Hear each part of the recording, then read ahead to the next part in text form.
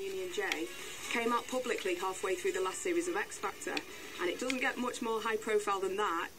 I went down to the O2 in the middle of the X Factor tour to talk to Jaymi about his story. So we're backstage at the O2 and I'm joined by the lovely, beautiful Jaymi Hensley of Union J.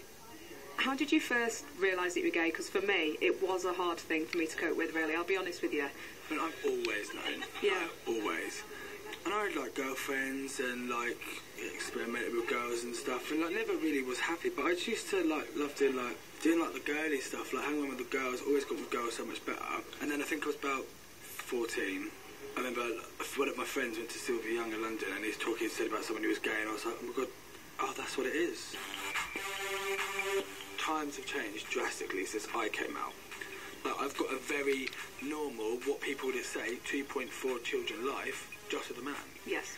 And that's because I came out when I was young. So my family, as much as they're amazing, have had time to deal with it, have time to realise that, right, it's not going to be as easy as I get a girl pregnant, you're going to have grandkids, we're going to have a talk about how we're going to do it.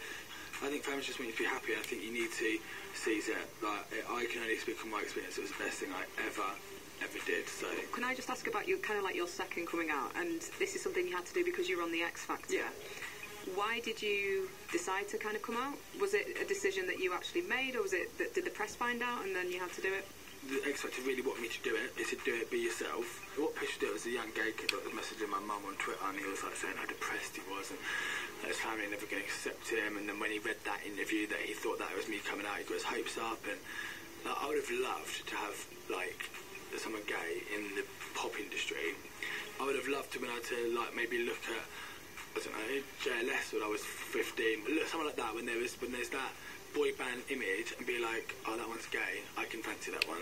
Like, do you know what I mean? Like, and I was like, if I do that for a kid, and that week after I came out, I messaged my mum, and he said, I've come up to my mum, it wasn't easy at the start, but my dad struggled a little bit, but my mum's come around to the idea, and we went shopping together first day, and like, that's nice, like, you can now at 15 and start enjoying your life. The world of sport has